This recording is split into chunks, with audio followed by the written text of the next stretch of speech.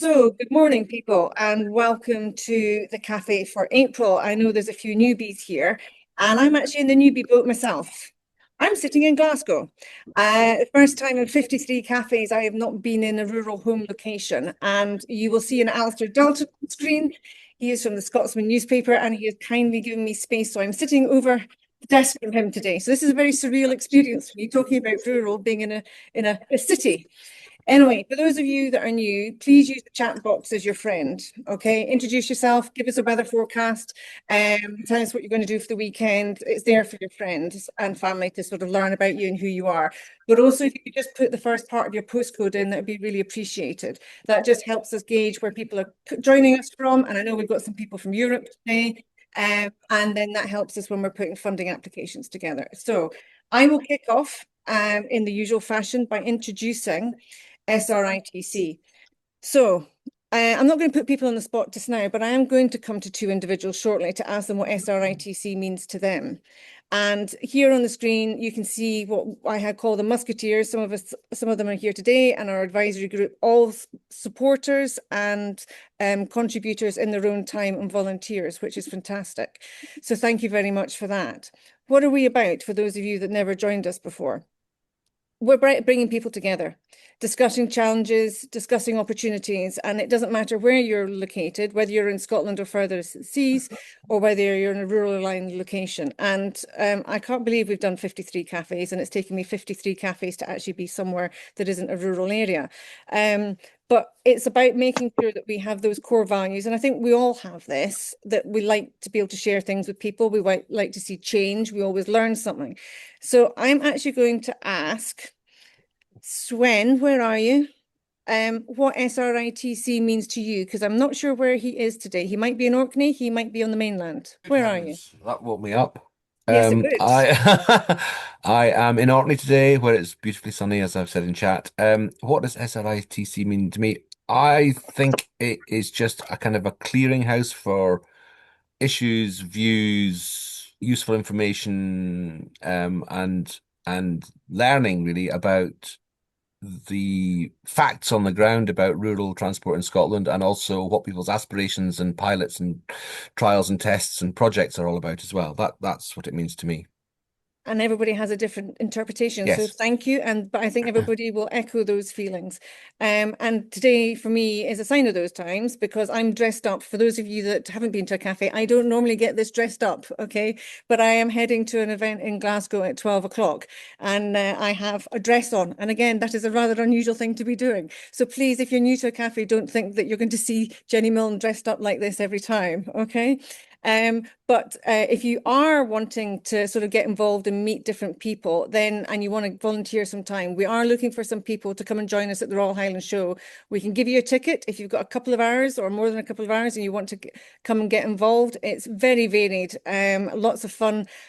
We organise face painting things. We've got different green power cars coming in. There's politicians, there's communities. There's lots of fun things going on. So Nikki is here. Please drop a note in the chat or drop her a personal chat if you think that sounds like something you might want to be involved with and learn and speak to different rural organisations and island organisations. So I will not be this smartly dressed for the Highland Show, I can tell you that now. So before I introduce today's contributors, I just wanted to just do a few bits of news from us. So the May Cafe, Nikki will give you the details for in the chat. The May Cafe, we are coming from Europe. We have two European funded projects called Rural Mobility, and the other one is MobiReg, and they will be sharing their insights on different rural transport projects and modes that they have been working on. And they're a couple of years into their projects, so there'll be a lot to share. We also excuse me, we'll be sharing with you in the chat a link which only you guys will get to look at, which is our manifesto that we hope to be sending out later today or on Monday. And this really has been put together by everybody within SRITC, particularly with our focus action groups that we've got on different themes. So this will be getting circulated publicly later on, but we will come back to discuss it throughout the cafe. You may also have seen me put in our news bulletins that we're looking at Buy Me a Coffee. This is just a really nice best way of contributing and supporting SRITC for the cost of a coffee and a fancy piece, as they say in the north of Scotland. Or I've got my millionaire shortbread, which today I have to say is a novelty, has been bought from Costa Coffee. So I will be eating that while John and Mick are talking. So if you feel, it's completely voluntary, but if you feel that you're able to contribute £4 to be able to help keep SRITC going, that would be really great. And it's just something that we're going to introduce going forward. So I've already mentioned the Highland Show. It will be 4 days and it will be absolutely action-packed. And that will be a great opportunity for us to share not only and speak to people that are newly appointed in government, but it will also be able to talk about what's in the manifesto, but more importantly, the topics that you bring to my inbox or to the cafes. And one that came into my inbox and others was to do with electric vehicles recently and the role of Tesco Insurance withdrawing support on islands for electric vehicles. This is something we'll probably come on to later and ties into garages, hence Mick is here today to speak to us. So Mick's not been to a cafe before, so he's not used to the fact that I do embarrass people, okay? And before you all joined, he asked me, where did I get that photograph from? Well, John, I'm not sure if that's more embarrassing or not, because that could be quite an old picture, but that's John Carr, who is joining us today and will speak shortly. He's going to be talking about the bus, and John wears many different hats like many of us do in rural areas. But John, that's from your LinkedIn page. And Mick, believe it or not, your privacy settings allowed me to get onto your Facebook page. So that is on your Facebook page, okay? So if you don't want me to grab things like this in people, just make sure you check your privacy status, okay, on various platforms. So without further ado, I'm not going to do the introductions, okay? I am going to let them introduce themselves. But John is a regular at our cafes and a big contributor as well. So it's lovely that he's taken the time out. And John, you can put your slides up just now. And John hasn't done a presentation in a very long time. So this has been a learning curve for him, reminding himself how to do PowerPoint and how to share slides on Zoom. So, John, thank you very much for doing this. And I am waiting with bated breath to learn something new. John. I doubt I can do that for you, Jenny. Yes, you can.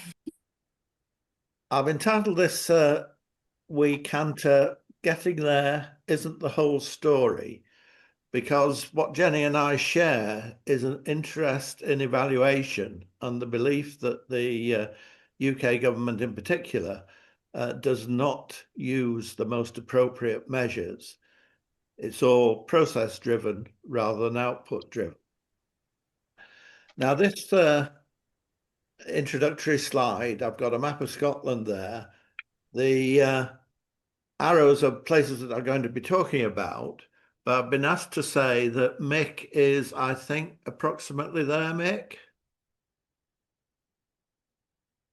That's about right. Right, Yep. thank you. Anyway, let's get on with it. Hang on, why didn't that move?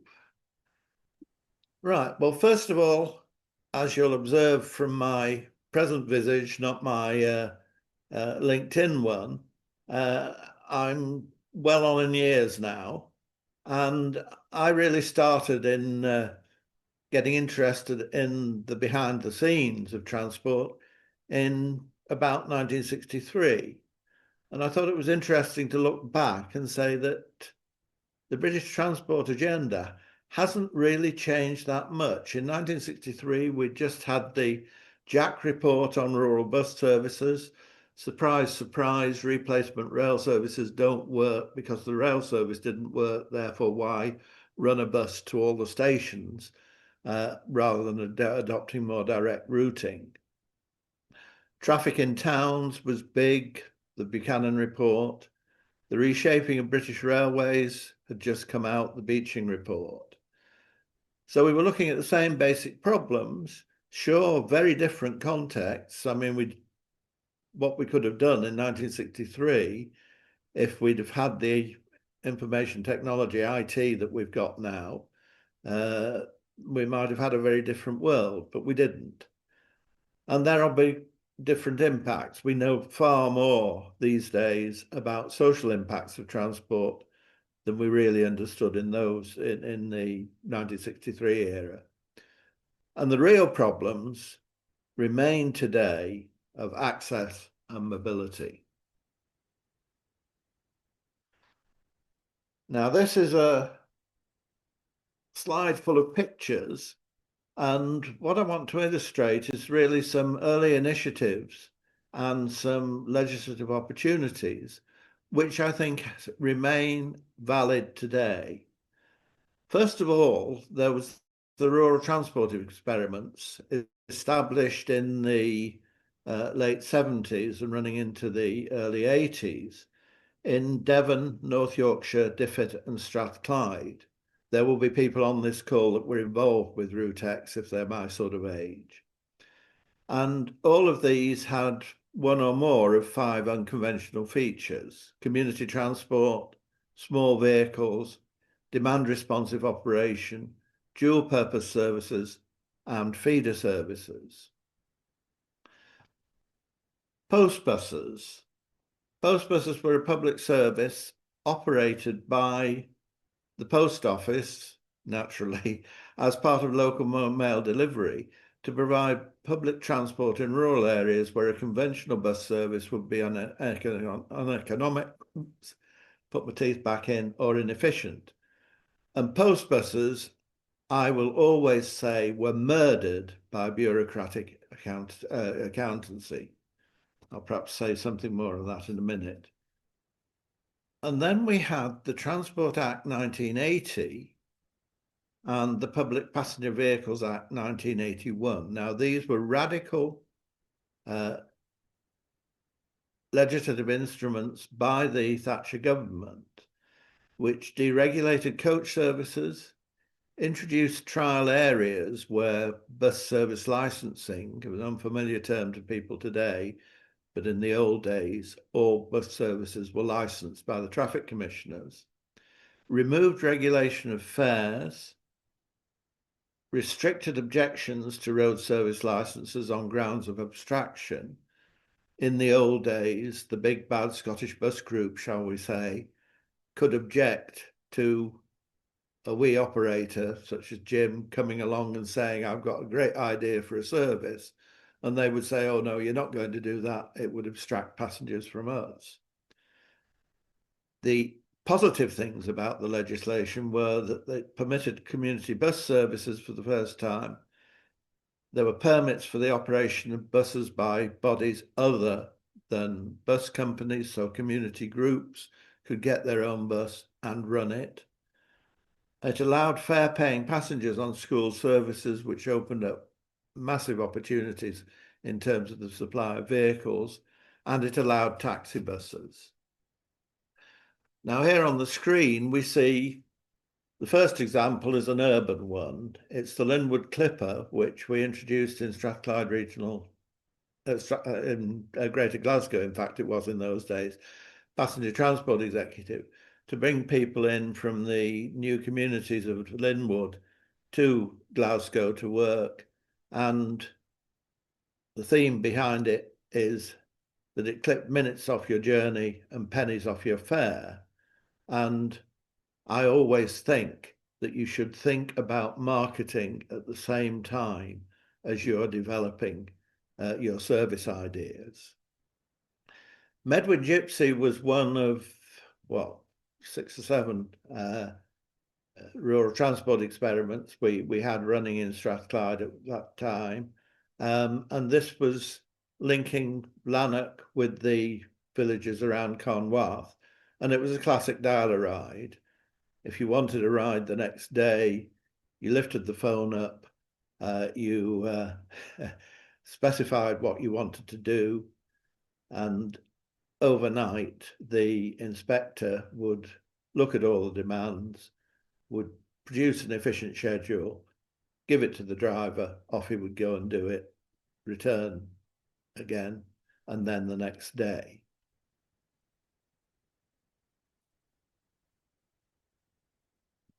Whoops, I've got a poll on my screen. Taxi buses, this isn't in Strathclyde, but it's considerably later, but it illustrates the idea. We used 2 in Strathclyde, one in the Appin area and the other 2 between the road end and Gear Ferry. we were allowed to use taxis as public transport, charging bus type fares for local journeys. And this was very effective in context and can still be very, very effective today, as indeed can Dial a Ride, which we now know as demand responsive transport. The bottom left is a description of a press description of a conventional service that was introduced when Central Scottish Motor Transport, Central SMT, closed their Gairloch Head garage and left a large area up the loch side without any form of recognised public transport. So our Director General, Alan Westwell, at the Passenger Transport Executive said, why don't we try under the 1980 Act? We put my colleague Frank Potter in charge of it, and he obtained with Phipps, who ran a car dealership in Helensburgh, a couple of coaches, and the secret marketing slogan was Potter around on a Phipps coach. It lasted a couple of years until community groups did things which were, quite frankly, rather more effective than the big bad PTE was able to do. Ballot to post bus, right. This illustrates well the idea of the post bus. You've got there the mail van, the Land Rover mail van that was previously on the service. That was replaced by, I think in that case, it was another Land Rover, but a passenger carrying one. And the passengers just got on and off where and when they wanted around on the postal round, which of course was published as a timetable. Now, what happened with post buses was, to my eyes, a crime, because accountants in London said, you've been doing these sweetheart deals with local councils and you're just charging the marginal cost. You're charging the difference in cost between the capital on a passenger carrying Land Rover, perhaps, rather than an ordinary Land Rover, and then the difference in petrol consumption, drivers' wages, in running a passenger service rather than just a mail service. We're not having that anymore. You've got to charge the full allocated costs, which meant that all of a sudden the councils were faced with meeting the full capital costs of the vehicle, meeting a share of the full running costs, and the result was inevitable. It just killed off post buses. The final illustration there is another example of using a facility that would otherwise be going spare. When the 1985 Transport Act went through and buses were privatised and deregulated, the socialist politicians in the English metropolitan counties wanted to find something that they could do. And a group of us and the Passenger Transport Executive said, well, one of the things that is not well done at the moment is providing reasonable transport access comparable to what would be available to an able-bodied person for disabled people. I got in touch with the Social Services Director in Kirklees Council, where I lived, and said, you know, all these vehicles you've got that take your clients to lunches and to clinics, is there any chance that we could get together and I could use their downtime to provide them with a public transport like door-to-door service? It was done. It was very successful. It is seen now all over England, Scotland and Wales, for that matter. Now, this is a wordy slide, which Jenny will not like, but try as I may, even using primitive artificial intelligence, I've not been able to locate decent photographs of the Border Courier. which was a small bus with a clinically secure compartment at the rear. The route it ran on was designed to link GP surgeries and NHS clinics to the laboratories and testing facilities at the hospital in Melrose. The morning schedule was all about collecting the blood and other samples from the GPs. The remainder of the day, the bus operated local services. Again, a good example of lateral thinking.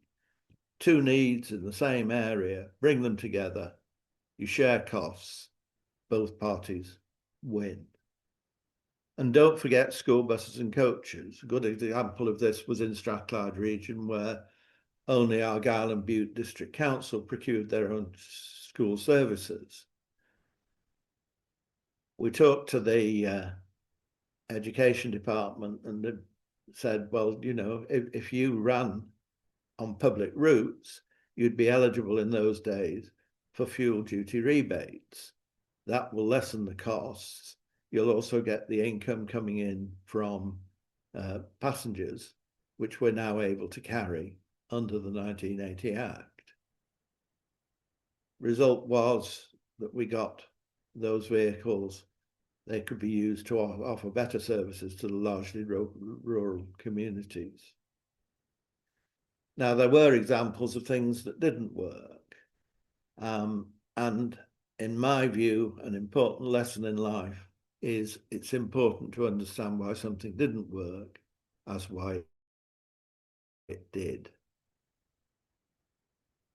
Now I want to whiz somewhat further south to the banks of the River Dee in North Wales. The Deeside shuttle that was operating around 2005, 2006 was a classic dialer ride. Flintshire County Council's call centre took the bookings and the minibus schedule was produced, rather like the Gypsies in Strathclyde, overnight. The net cost of the service was £42,000 per annum in those days, if we only could get a dialer ride for that money now.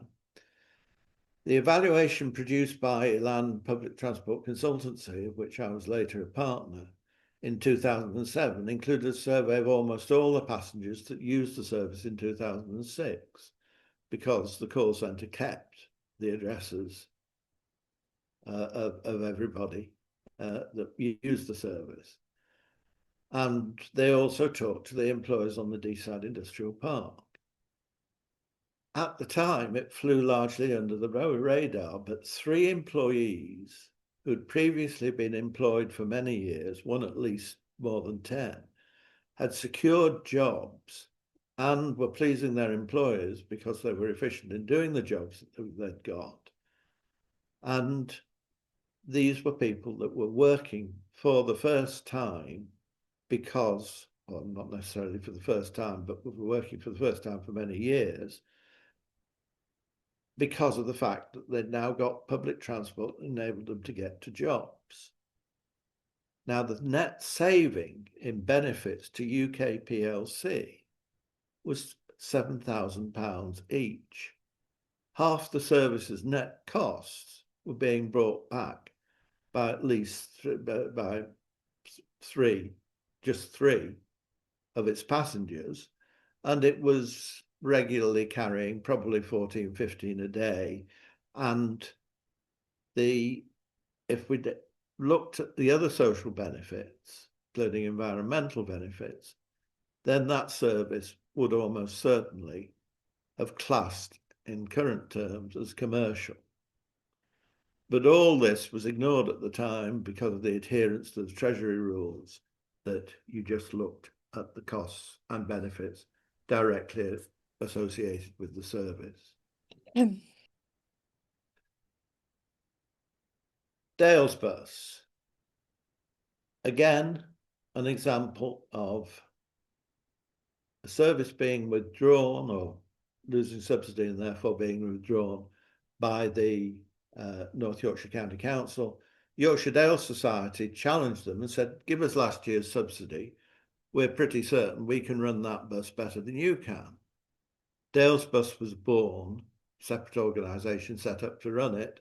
There's the network as it was a couple of years ago, and it is now for the coming summer, I know, going to be even stronger. Interesting thing, it's funded by the majority passenger payments, including concessions that are contributed by the local authorities, beneficiary contributions, and a small amount now of public authority subsidy, mainly from West Yorkshire, where the Dales are looked upon as a green lung. And this is all managed superbly by Paul Chatwood and his team at Dales and Bolden Community Interest Company. Now, beneficiary contributions, a good example was at Malham, where the National Trust was considering extending the car park for people visiting its property and then taking walks, rambles, based on Malham. When they heard about Dales Bus, the National Trust Authority said, right, let's try getting people to come by public transport. Let's put money into Dales Bus instead. They did. The people came. The network is growing. Never give up, never give in.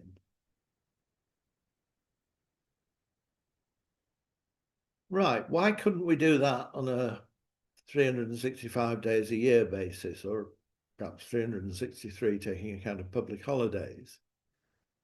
Well, unfortunately, we don't know, because although we had a local sustainable transport fund project funded in 2011, which was based on hubs, real-time information journey planning and booking, and then an audited inventory of what passenger carrying capacity was available in the Dales, from lift giving right through to big bus services, 640 vehicles incidentally, as opposed to the 64 or so licensed buses in the area. Most unfortunately, Little Red Bus, Jenny might have met the proprietor of Little Red Bus, a community operator that also was very much into IT and had a commercial research partnership, and also was benefiting from research at Southampton University, went bust. North Yorkshire County Council stepped in to run the services, but wouldn't run the IT replacement. The project then founded that it was politically hijacked. The lady who became a councillor, who was chair of the committee that we set up to run the project, said, let's cap fares for children in the holidays. To her slight credit, this was actually successful and was adopted year round by the commercial operator in the Northern Dales when the project ended. Partial successes, the community hubs continue to operate, and new partnerships based on community transport were established during the project.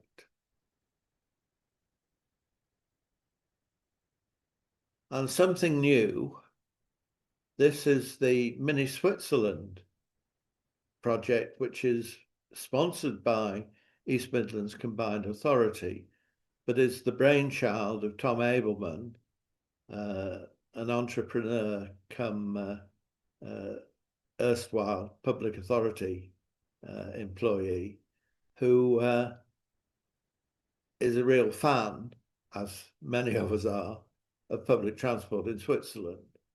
And he put together a team which has done a specification which DFT is funding through the East Midlands Combined Authority of coordinated bus and train services meeting social needs in the Hope Valley area. There's also a substantial tourist interest. So that's a brief canter through. Thank you, John.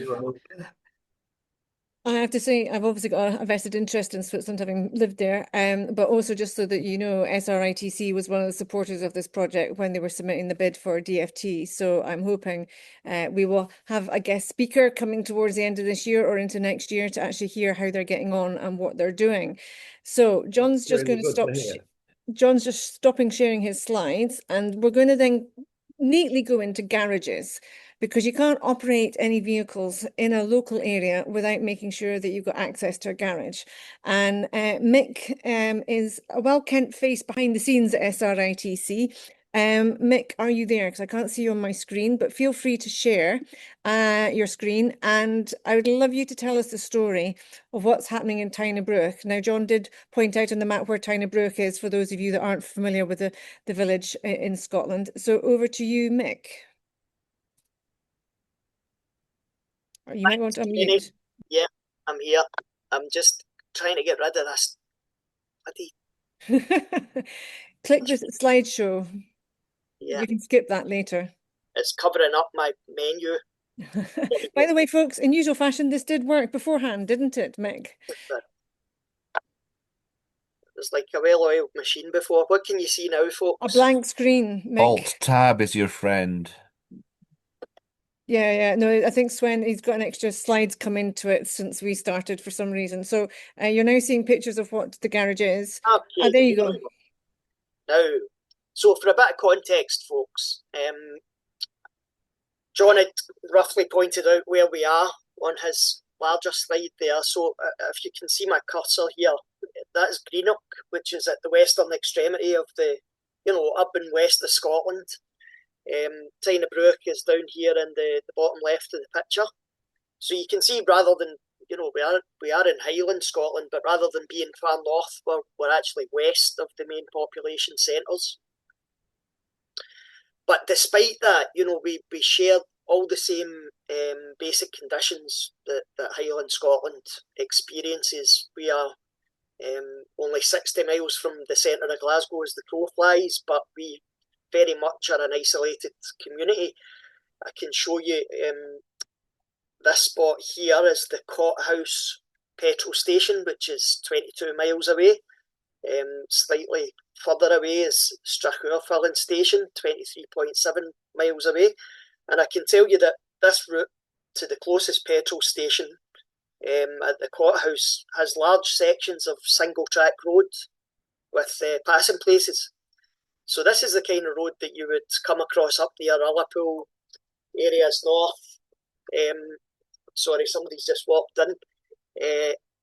And we have all the same social problems as well. We have an aging population. We have a very limited employment base. We have limited opportunities for kids to get into further and higher education. So, the demographic drift is definitely towards us losing younger people and having an older population. We experience the same issues with holiday homes that are partially occupied, and the impact that has on opportunities for young people to stay in the area. And again, that affects our customer base, because we are talking about, as a petrol station, a business that has to have an economic base to function. And so Nikki Brown, who is a member of the SRITC, I worked with her when I first moved to the area, 10 years ago. And once I got to know the people in the petrol station there, for further context, they did what everyone does in these isolated rural areas. They had diversified, as well as running a repair business for cars and tools and machinery. They helped run the local bus services between the villages, which included, as John mentioned, the school buses, which were incorporated into the wider bus network.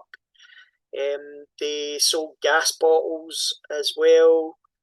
And, they had to diversify because the overheads that they experience in getting fuel delivered, I'm not exaggerating to say that the price that they were paying for wholesale for delivery of fuel was higher than the forecourt price at the Cothouse outside Dunoon.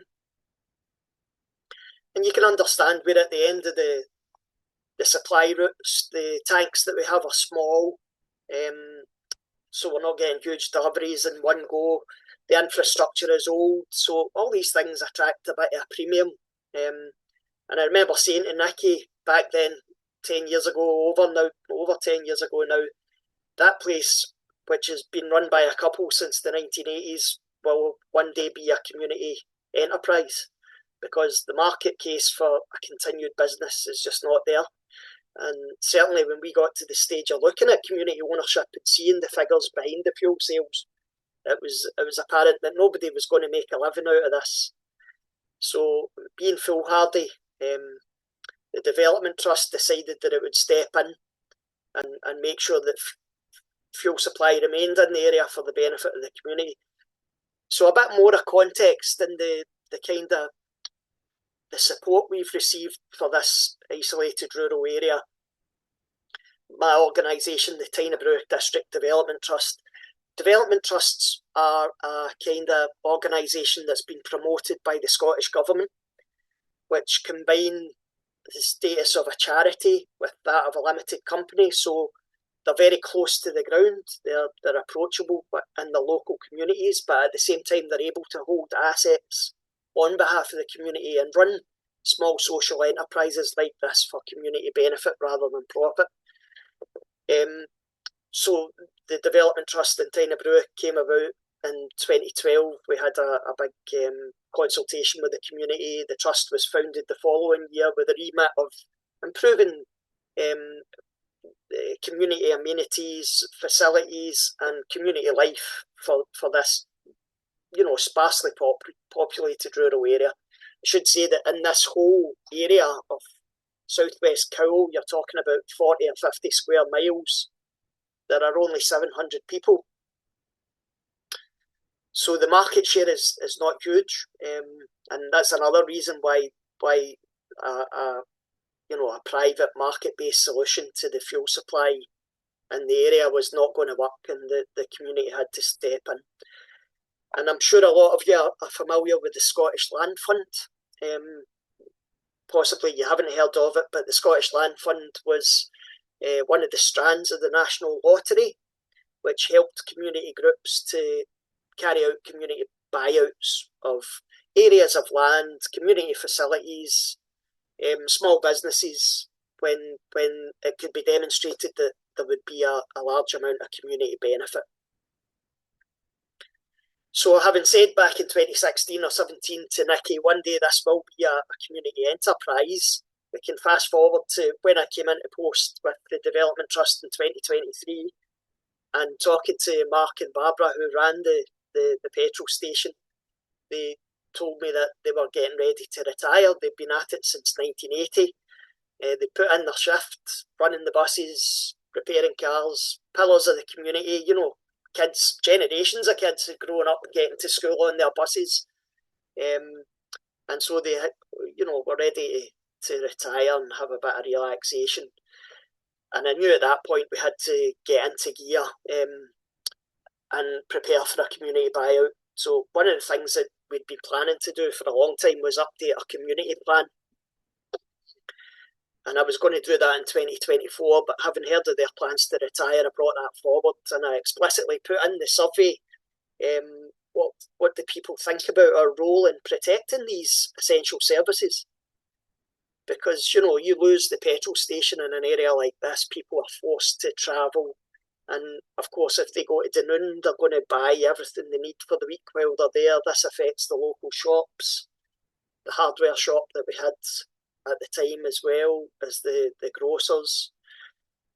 And that has a knock-on effect for community resilience. And then you start to see things like shops closing the main street, they get turned into holiday homes, you lose the character of the village that way, So to me, it was an obvious and imperative thing that the petrol station wasn't lost to the area.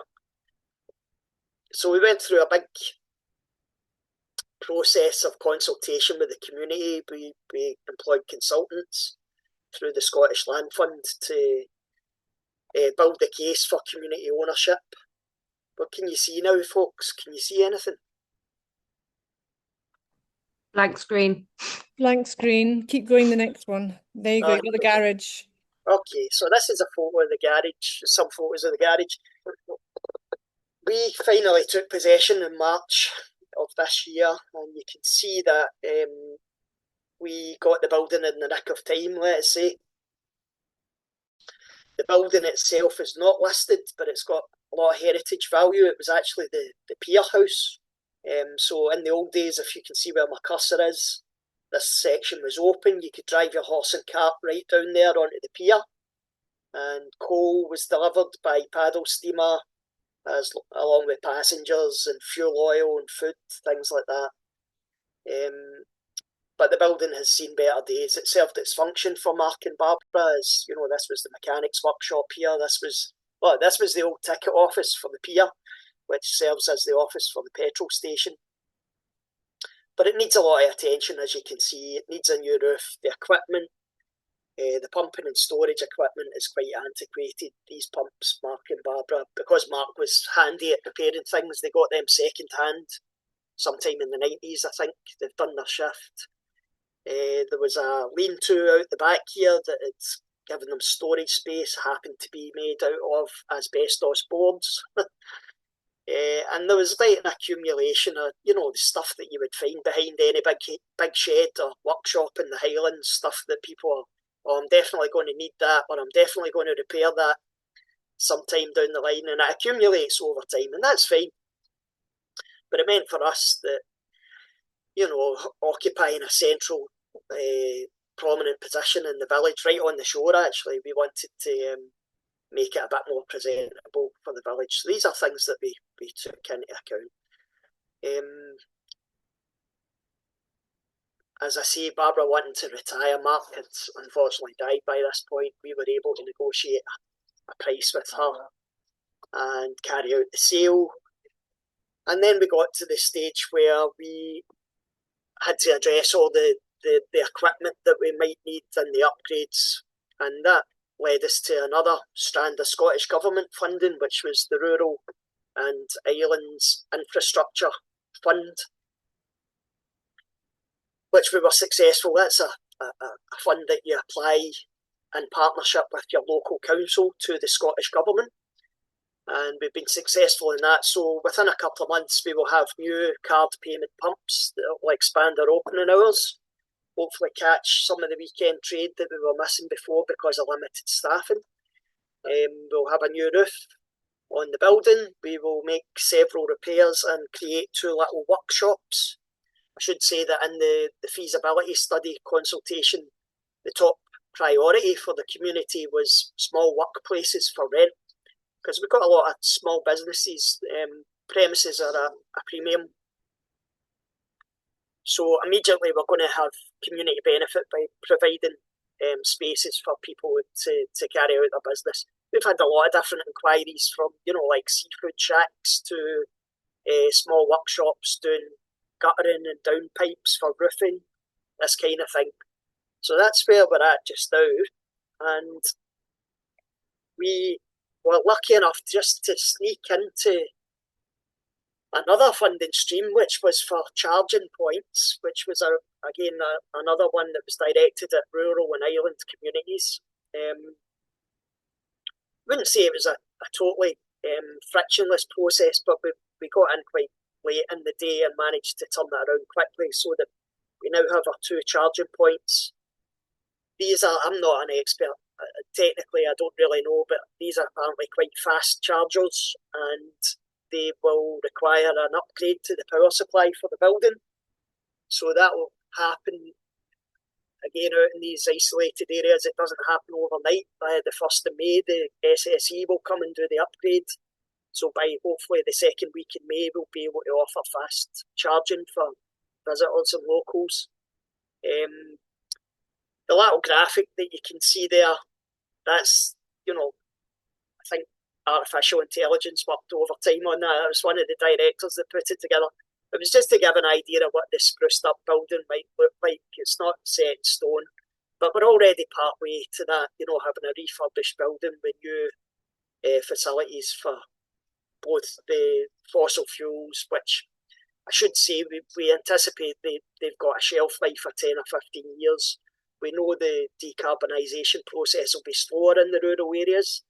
People are not as trusting of electric vehicles yet in terms of range and also in terms of infrastructure for charging. Is that me, Jenny? I've got a couple of minutes. Yeah, all right. And the other thing we'll begin to look at over the summer is to consult on community transport. The same study that we did in 2023 showed a bit of support for community transport based on electric bikes, which is going to limit car journeys, and also support for an electric minibus for the community.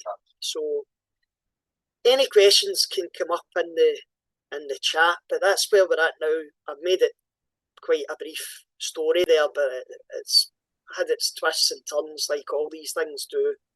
Mick, I've got a feeling you're going to be back over the next couple of years and you're going to be giving installments. But what you didn't say to everybody is, where are you sitting? Oh, I'm sitting in the petrol station, which you can see this is the tidiest bit of the petrol station I've set up in. There's a big job to be done in clearing things out and repurposing, but that was always in the plan.